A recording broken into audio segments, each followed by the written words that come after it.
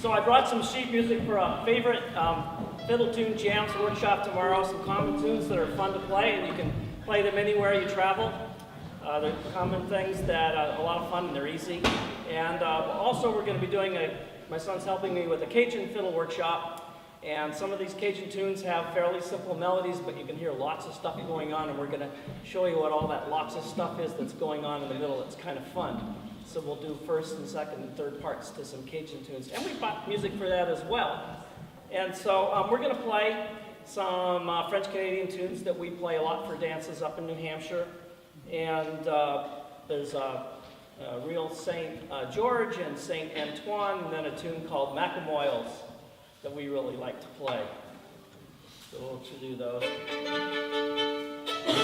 Are we in tune? Okay, I guess we're close. Close as we're gonna get.